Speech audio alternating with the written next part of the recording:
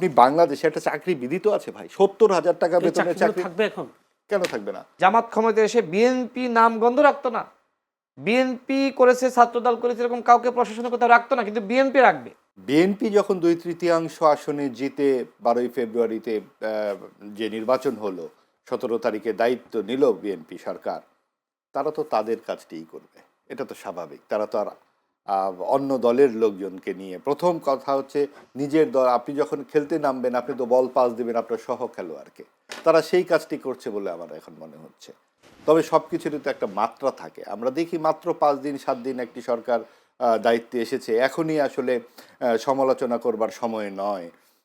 তারা তাদের মতো করে ঘর গুছাক, এবং সেই ক্ষেত্রে অবশ্যই বিশ্ববিদ্যালয়ের ভিসি নিয়োগ প্রক্রিয়াটা সম্পূর্ণ ভুল ছিল। সাম্প্রদায়িক শক্তির যে উত্থান আমরা দেখেছি বিশ্ববিদ্যালয়ের নির্বাচনগুলোতে, সেগুলোর পেছনে তাদের হাত ছিল, প্রশাসনে ছিল। বিভিন্ন ডিসিদের ব্যাপারে আমরা অনেক প্রার্থীর কাছ থেকে অভিযোগ শুনেছি, জেনেছি, অনেক রকম কথাবার্তা, এবং এগুলো তো বোঝাই যায় যে সর্বশেষ গ্রাহ্য যে নির্বাচন ২০০৮ সালে, তখন জামাতের ভোট ছিল শতকরা ৪ থেকে ৭%, তারা অবশ্য দাবি করে ১৩, সেই ১৩% ভোট কি করে ৩৬% হয়ে যায়, এবং আপনি প্রায় ২ কোটির মতো ভোট তারা পেয়েছে। নিশ্চয়ই তাদের ব্যাপারে মানুষের আগ্রহ আছে, এটা যেমন সত্য, আগ্রহের নানান রকম কারণও আছে, সেটা সময়ে আমরা নিশ্চয়ই বিশ্লেষণ করব কী কারণ ইত্যাদি। কিন্তু তারপরেও এই উল্লম্ফন, আওয়ামী লীগের অনুপস্থিতি যেমন একটি কারণ, আবার প্রশাসন এবং সরকারি পৃষ্ঠপোষকতাও আরেকটি বড় কারণ। তো সেই ক্ষেত্রে বিএনপি যখন দায়িত্ব নিয়েছে, তাদেরকে অবশ্যই সরকার পরিচালনার জন্যে নিজেদের কিছু লোকজন সহ খেলোয়াড় তো লাগবেই। এবং আরেকটা ব্যাপার হচ্ছে সেইখানে যেটা খুবই অ্যালার্মিং, যে কখনো কখনো তারা নিজেদের দাপট বা নিজেদের উপস্থিতি বোঝাতে গিয়ে এমন কিছু আচরণ করছে, যেমন পুলিশ দিয়ে মানুষ পেটাচ্ছে সোহরাওয়ার্দী উদ্যানে। বিষয়টা নিয়ে আসবো, যদি আমি এইভাবে প্রশ্নটা করি, ডানপন্থার বিকাশ বেড়েছে আপনি বলেছেন, এখন কি কমে গেছে কিনা? আবার একটা প্রশ্ন, দ্বিতীয় প্রশ্ন হলো, বিএনপি যেহেতু ক্ষমতায়, ডানপন্থার বিকাশ কি তারা দমিয়ে দেবে কিনা? আচ্ছা, এখনই করবো, আলাপ করবো, ঠিক আছে।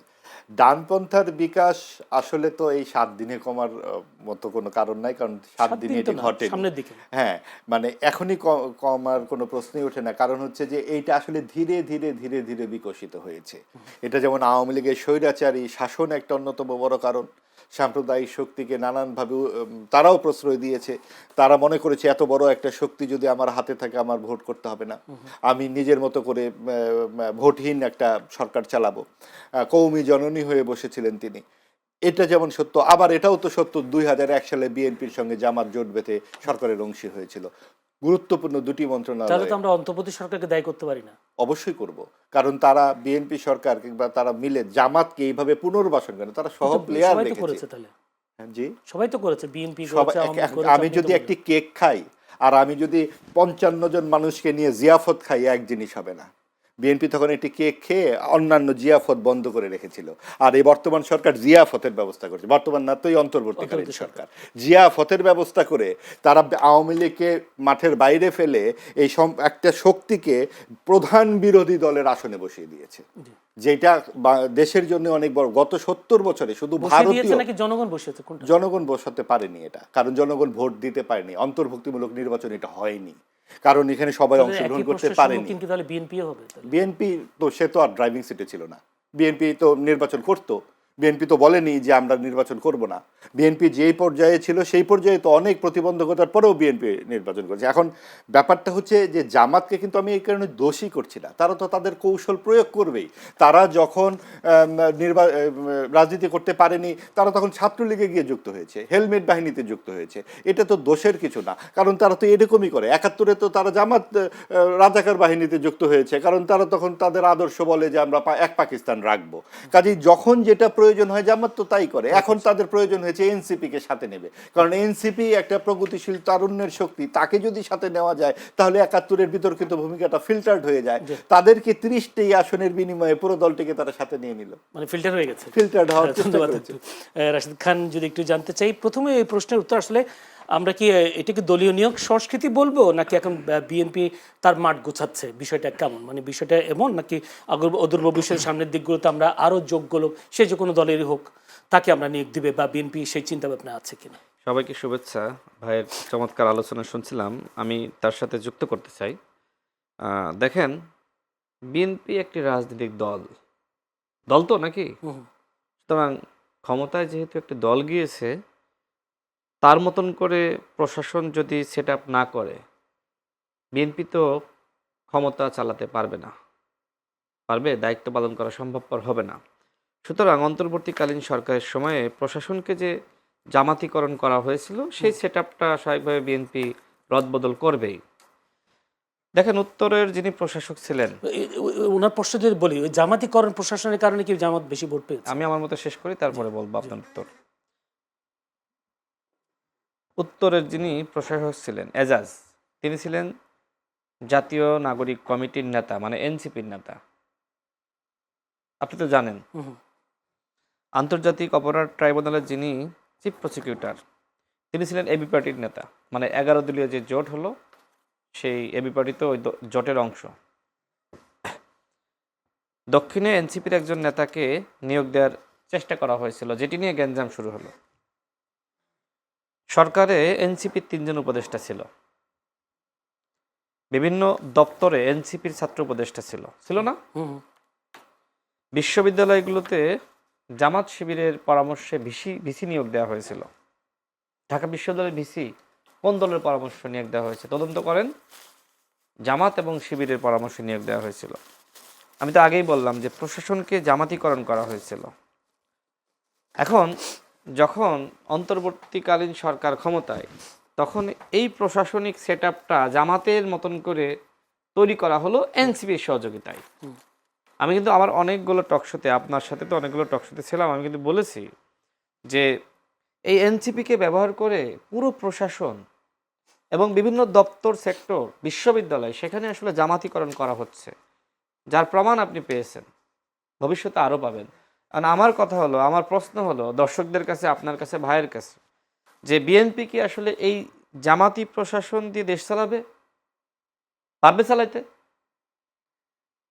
নির্বাচনের সময় যে ঘটনাগুলো ঘটেছে, যেহেতু যদিও বলা হয় লটারি করে সব জায়গায় বসানো হয়েছে, ওসি, ইউনো, ডিসি, এগুলো বলা হয়, এসপি, কিন্তু এর মধ্যেও কিছু মেকানিজম থাকে। সেই মেকানিজম হলো যে বিভিন্ন জায়গায় এই যে 70টা আসন তারা পেল, কিভাবে পেল? কারণ প্রশাসনে ব্যাপকভাবে জামাতিকরণ করা হয়েছিল।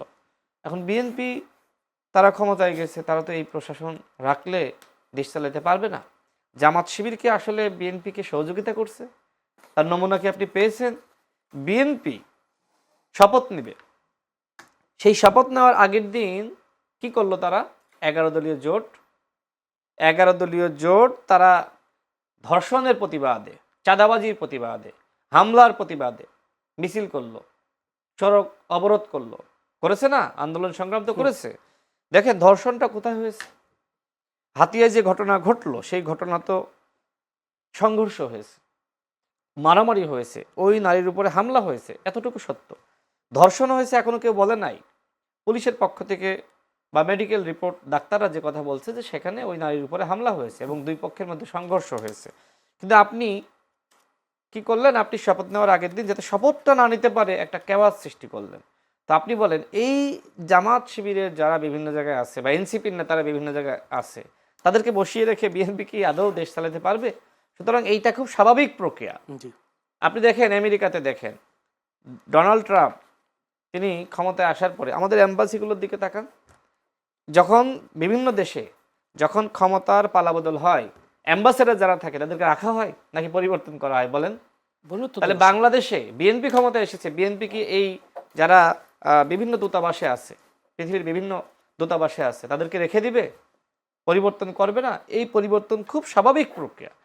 যদি ভবিষ্যতে জামাত ক্ষমতায় যায়, জামাত একই কাজ করবে, এবং এটা পৃথিবীতে একটা রেওয়াজ, এটা কিন্তু লিখিত না, অলিখিত একটা রেওয়াজ, এবং এইটা হয়ে থাকে, এটা আপনাকে মানতে হবে। এখন সমস্যা হলো যে ফেসবুকে এক ধরনের পরিবেশ সৃষ্টি করা হচ্ছে যে ভালো লোককে সরিয়ে দেওয়া হয়েছে। ভালো লোক নাকি দলীয় লোক? আন্তর্জাতিক অপরাধ ট্রাইব্যুনালের যিনি চিফ প্রসিকিউটর ছিলেন, তিনি তো দলীয় লোক। তো স্বাভাবিকভাবে তাকে তো বিএনপি রাখবে না, এবং তিনি এবি পার্টির নেতা, আর এবি পার্টি জামাতের সাথে অন্তর্ভুক্ত, একসাথে নির্বাচন সে করেছে। কারণে তাকে সরিয়ে তো দেওয়া এই ধরনের হয়েছে। বিভিন্ন ঘটনা ঘটেছে। সুতরাং এইটাকে আপনি দলীয়করণ না বলে বলেন যে এটা আসলে স্বাভাবিক একটি প্রক্রিয়া, স্বাভাবিক এবং এটা প্রক্রিয়া। সবসময় থাকবে। তা- জামাত ক্ষমতায় এসে বিএনপির একজনকেও রাখবে না, বরং বিএনপি ক্ষমতায় আছে না, বিএনপি হয়তো উচ্চ পর্যায়ে রদবদল করছে, কিন্তু অন্যান্য জায়গায় অন্যান্য সেটআপ যেখানে আছে এইটা পরিবর্তন করছে না। জি। বিএনপি অন্তত আস্থা রাখেন, বিএনপি অন্তত এই কাজটুকু করবে না যেটা অতীতে হয়েছে। যদি অতীতে- জামাত এবার ক্ষমতায় আসতো, জি। জামাত ক্ষমতায় এসে বিএনপি নাম গন্ধ রাখতো না, বিএনপি করেছে, ছাত্রদল করেছে, এরকম কাউকে প্রশাসনের কোথাও রাখতো না, কিন্তু বিএনপি রাখবে। ছাত্র শিবির করেছে, তারপরে বিএনপি তাকে চাকরিচ্যুত করবে, এই ধরনের ঘটনা ঘটেনি, ঘটবেও না। কিন্তু এই জায়গাগুলোতে যদি বরং বিএনপি, বিএনপির আমলে আরো বেশি চাকরি পেয়েছিল শিবিরের। হ্যাঁ শিবির পেয়েছে না, তাদেরকে কি বিএনপি সরিয়ে দিবে? এই ধরনের ঘটনা কি এখনো ঘটেছে? ভবিষ্যতেও ঘটবে না। বিএনপির উপরে, প্রধানমন্ত্রীর উপরে আপনারা আস্থা রাখতে পারেন, কিন্তু সেই আস্থাটা যাতে সৃষ্টি না হয় সেজন্য সব থেকে বেশি বিরোধিতা করছে হচ্ছে জামাত। আমরা বলছি না জামাতের সাথে আপনি এমন কিছু করেন যাতে করে বৈষম্য হয়। জি। হ্যাঁ, জামাতের মতো রাজনীতি করছে, বিএনপি তার রাজনীতি করবে না। জি। বিএনপি কি ক্ষমতায় গেছে আপনার প্রশাসনকে জামাতিকরণ করার জন্য? আমি স্বাভাবিকভাবে একটা কথাই জানতে চাই, শুধু চাকরির ক্ষেত্রে, নিয়োগের ক্ষেত্রে দলীয় নেতাকর্মী প্রাধান্য পাবে না, এটা কি আপনি বলতে পারেন তো? না, অবশ্যই জি কোনো বৈষম্য থাকবে না। জি। চাকরির ক্ষেত্রে যার মেধা আছে সেই চাকরি পাবে, কিন্তু বিএনপি ক্ষমতায় এসেছে যেহেতু অন্তর্বর্তীকালীন সরকার আমলে প্রশাসনকে মোটামুটি 80% জামাতিকরণ করা হয়েছিল, তো সেই সেটআপ রেখে তো বিএনপি গভর্নমেন্ট চালাতে পারে না। সুতরাং বিসিএস পরীক্ষা হবে, শিবির কেউ করতো, পরীক্ষা দিবে, সে চাকরি পাবে। বৈষম্য হবে না। মেধাবীরা অবশ্যই, এটা বিএনপির একটা এজেন্ডা। জি। বিএনপি কখনোই মেধাবী কাউকে সরিয়ে দিবে না। শিবিরের অনেক নেতারা এখন পুলিশের বড় বড় কর্মকর্তা হিসেবে আছে, বিএনপি সরিয়ে দিচ্ছে না, দিবেও না, চাকরিচ্যুতও করবে না, যেটা আওয়ামী লীগের সময় হয়েছে। জি। সুতরাং এই বিএনপির উপরে আস্থা রাখতে পারে। আমরা কিন্তু জামাত শিবির এমন ফেসবুকে এমন কিছু মানে কর্মযোগ্য তারা করছে, মনে হচ্ছে যে বিএনপি ক্ষমতায় এসে চাঁদাবাজি বেড়ে গেছে। জি। আপনি দেখেন একটা ঘটনা, চাঁদাবাজি প্রশ্ন নিয়ে আমি আসি, শেষ করি। একটা চাঁদাবাজি প্রশ্ন নিয়ে আমি আসবো। চাঁদাবাজি না, একটা শেষ, যেটা প্রসঙ্গ আনছি শেষ করি। একটা ঘটনা আমি দেখলাম যে ট্রাক চালককে মারছে জামাত শিবির, এটাকে ফেসবুকে সামাজিক যোগাযোগ মাধ্যমে ছড়িয়ে দিল যে চাঁদা দিচ্ছেন এই জন্য ট্রাক চালককে মারছে, কিন্তু ঘটনা কি, সিএনজিতে ট্রাক মেরে দিচ্ছে, সেই সিএনজি চালক উঠে গিয়ে ট্রাক চালককে মারছে। এরপরে আপনি দেখেন যে সম্ভবত আপনার যাত্রাবাড়িতে যে ঘটনা ঘটলো, সেখানে লেগুনা স্ট্যান্ডে দাঁড়ানো নিয়ে এক ধরনের সংঘর্ষ হয়েছে। হ্যাঁ, যেটা পুলিশ বললো, সেটা বলা হলো যে বিএনপি চাঁদাবাজি করে ওকে, মানে চাঁদা দেয়নি, এজন্য বিএনপি নেতাকে মেরে ফেলিয়েছে। তো ঘটনাগুলো ফেসবুকে এইভাবে এই জামাত শিবির ছড়িয়ে দিচ্ছে। বিশ্বাস করে না, পত্রিকা তো নিউজ আছে, পত্রিকায় নিউজ আছে, পত্রিকায় তো কিছু ঘটনা তো ঘটে। ফেসবুকে আপনি দেখেন এই যে দেশ বাংলাদেশকে আপনি কল্পনা করেন, এই যে বিএনপি যারা করে, আওয়ামী লীগ যারা করে, জামাত শিবির যারা করে, সবাই কি বাংলাদেশের নাগরিক না? অবশ্যই। আচ্ছা আমাকে বলেন তো, এই দেশের নাগরিক সবাই ভালো হয়ে গেছে? সুতরাং খারাপ মানুষ যেমনি বিএনপিতে আছে, ভালো মানুষও আছে। আর জামাতের সবাই কি ফেরেস্তা? ভোটের আগের দিন রাতে জামাতের নেতারা টাকার ব্যাগশ ধরা হয়েছে না, তাদেরকে গ্রেপ্তার হয়েছে না? এই যে জামাতের আপনি এতগুলো আসন দেখছেন, এটা কি জনপ্রিয়তা? যেটা ভাই বললেন, যাতে ভোট কিভাবে বাড়লো, আরে ভোট বেড়েছে কিভাবে? গ্রামগঞ্জে যারা মানুষ লেখাপড়া জানে না, অনেক সময় অসচেতন, তাদের ভোটটা কেনা হয়েছে। জামাত শিবির জান্নাতের টিকিট বিক্রি করার নামে মূলত কাঁচা টাকা বিতরণ করেছে। অভ্যুত্থানের পরে প্রশাসনকে জামাতিকরণ করে তারা তালিমের নামে এইভাবে বুঝিয়েছে যে মানে দেখো বিএনপি চাঁদাবাজি করছে, গুম করছে, খুন করছে, অন্যায় করছে, অপরাধ করছে। অন্যায় করা আর অন্যায়কে সমর্থন করা এটা সমান ধরনের অপরাধ। শেষ করি কথাটা। সুতরাং তুমি যদি এই অন্যায়কারীকে সমর্থন করো, ভোট দাও, তুমি যাবা জাহান্নামে। শেষ করে একটু শোনে নাই, কোথায় শোনে নাই? এরপরে আপনার দেখেন, এরপরে দেখেন যে এই যে জামাত দেখো এত এত ভালো কাজ করছে, মানুষকে বৃত্তি দিচ্ছে, এই করছে, সেই করছে, মানুষকে সহযোগিতা করছে। সুতরাং এই ভালো কাজকে তুমি সমর্থন করলে তুমি জান্নাতে যাবা। এইভাবে মানুষের মগজ ধুলাই করা হয়েছে গ্রামগঞ্জ। আপনি খোঁজ নিয়ে দেখেন, আমি তো গ্রামের ছিলাম, আমি তো দেখছি, এবং আমি ঝিনাইদহ 4 থেকে নির্বাচন করেছি, সেখানে একই কাজ করা হয়েছে। জামাত শিবির যে এতগুলো আসন পেয়েছে, এটা জনপ্রিয়তা না, এটা টাকা দিয়ে এই জনপ্রিয়তা তারা ক্রয় করেছে, ভোট ক্রয় করেছে।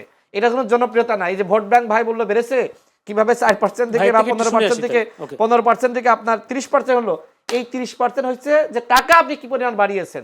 আগে যদি আপনি 1 কোটি টাকা নির্বাচনে খরচ করতেন, এইবার খরচ করেছেন আপনি 50 কোটি টাকা, তো পার্সেন্টেজ টাকার বেড়েছে, এই টাকার বিনিময়ে জনপ্রিয়তা বেড়েছে। ধন্যবাদ।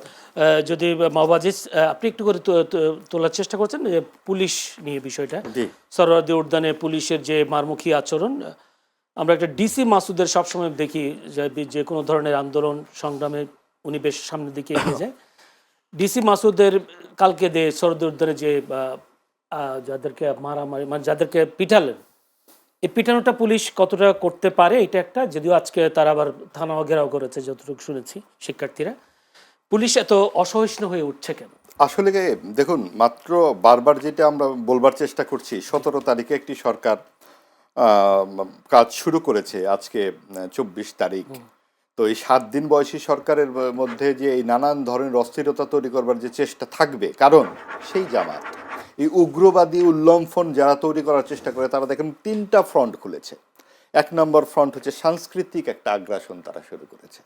হঠাৎ করে ইনকিলাব জিন্দাবাদ, আজাদি, জান জবান ইত্যাদি যে শব্দগুলো 21শে ফেব্রুয়ারি রাতে আমাদের যে সেই অমর গান, যে সঙ্গীত আমার ভাইয়ের রক্তে রাঙানো, সেই গান কিন্তু এবার আমরা সেভাবে শুনলাম না, শুনলাম ইনকিলাব জিন্দাবাদ, ইনকিলাব জিন্দাবাদ।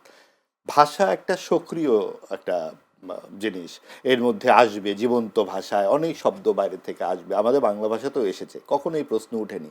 এখন কেন এই প্রশ্নগুলো উঠতে হচ্ছে? কারণ এই যে আপনার এই শব্দগুলো আমাদেরকে পেছনমুখী একটা সময়ের কথা মনে করিয়ে দেয়, 60 দশকের কথা মনে করিয়ে দেয়, যখন এই আমাদেরকে বলা হতো যে বাংলা ভাষা হচ্ছে হিন্দুদের ভাষা, এখানে উর্দু শব্দ ঢোকাতে হবে না, এটা সহি হবে না, পবিত্র হবে না। এইসব দেখে শামসুর রহমান কবিতা লিখেছিলেন, তোমার মুখের দিকে এখন যায় না তাকানো, বর্ণমালা আমার দুঃখিনী বর্ণমালা, এখন তোমাকে ঘিরে খিস্তি খেউরের পৌষ মাস। এই যে খিস্তি খেউর মানে গালাগালি, সেই খিস্তি খেউরের পৌষ মাসের কথা উনি বলেছেন 69 সালে। আবার কিন্তু আমরা এই গালাগালি দেখেছি, ইনকিলাব মঞ্চ, এবং এইগুলো কিন্তু হঠাৎ করে আসেনি, এগুলা সেই উগ্রবাদী উল্লম্ফনের, আপনি দেখুন সাংস্কৃতিক আগ্রাসন। এই যে চাকরির কথা বললেন না, যে চাকরি কি আমরা বিএনপি এভাবে দেবে বা আওয়ামী লীগ যেভাবে দিয়েছে, বাকি কেউ অন্য দল চাকরি পাবে না? অন্তর্বর্তীকালীন সরকার কিভাবে চাকরির ব্যবস্থা করেছে? এই যে সংস্কৃতি মন্ত্রণালয় একটা জাদুঘর বানিয়েছে যে গণভবনে, সেখানে 70,000 টাকার বেতনের চাকরি, 100 জনের মতো চাকরি মোট, সেইখানে ওয়াক ইন ইন্টারভিউ দিয়ে তারা চাকরি দিয়ে দেওয়ার চেষ্টা করছে 4 দিনের মধ্যে নোটিশ দিয়ে, অর্থাৎ ক্ষমতা থেকে চলে যাবে, যাওয়ার আগে যা আছে ভাই ব্রাদার সবাইকে চাকরি দিয়ে যেতে হবে। আপনি বাংলাদেশে একটা চাকরি বিধি তো আছে ভাই, 70,000 টাকা বেতনের চাকরি থাকবে এখন? কেন থাকবে না? বা থাকবে কি থাকবে না এটা তো পরের কথা, আপনার ক্ষমতায় আসলেই আপনি এটাকে করতে হবে। আপনি এত বড় বড় সংস্কারের কথা বললেন, আপনি বললেন যে শতকরা 5 ভাগ নারীকে নির্বাচনের মনোনয়ন দিতে হবে, আপনি একটি নারীকেও নির্বাচনের মনোনয়ন না দিয়ে আপনি বললেন যে জুলাই সংস্কার যদি না হয়, জুলাই সনদ আমাদের ইত্যাদি ইত্যাদি, ইনকিলাব ধসে যাবে। তা আপনি কি করেছেন? জামাত কি করেছে সংস্কারের প্রশ্নে? আমি বলতে চাচ্ছি যে এই যে নানান রকম তৎপরতা, এইখানে কিন্তু জামাতের কিংবা অন্যান্য দলের কোনো অপতৎপরতা থাকতে পারে, কারণ এত এত উৎসাহিত কেন তারা, এবং ছাত্রদের উপরে এত রাগ কেন? তার মানে আওয়ামী লীগেরও রাগ আছে, জামাতিদেরও রাগ থাকতে পারে, আবার বিএনপিরও কারো কারো রাগ থাকতে পারে। কাজে এগুলো তো আমরা জানি না। এই পিটাপিটি কেন হবে ভাই? এই যে আইনের শাসনের কথা আমরা এতবার শুনলাম, এতবার বললাম, যেখানে প্রধানমন্ত্রী পরিষ্কার করে বলেছেন যিনি ভোট দিয়েছেন, যিনি ভোট দেন নাই অথবা ভোট দিতে যান নাই, তাদের সকলের সমান অধিকার আছে। তাহলে এই আপনি ধরেন কোথাও আপনি মশা মারবেন, হ্যাঁ, সেইখানে আপনি মশার উৎপত্তি স্থলে না গিয়ে যদি যেখানে 5-7টা মশা দেখা যাচ্ছে সেখানে আপনি গ্যালন গ্যালন মশার ওষুধ দেন, সাধারণ মানুষ তো মরে যাবে ভাই। আপনি যেখানে মাদকের উৎপত্তি স্থল সেখানে হাত না দিয়ে কোথায় কোনাকাঞ্চিতে একজন দুজন বসে গাঁজা খাচ্ছে বা খাচ্ছে না, হেঁটে যাচ্ছে, একজন বামপন্থী এক ছাত্রকে ধরে সমানে পিটানো দেওয়া হয়েছে কারণ সে শেখ হাসিনার বিরুদ্ধে আন্দোলন করেছিল। তাহলে সেই পুলিশের রাগ ছিল, পুলিশের সাথে তার কোনো একটা মারপিট হয়তো হয়েছিল, কারণ ঘটনাটা তো বেশি দিন আগের না, অনেক টাটকা স্মৃতি আছে। কাজেই এই সমস্ত সমস্যা অঙ্কুরে সমাধান করতে হবে। এবং লটারির আপনি দেখুন যে এদের চালাকি কীরকম।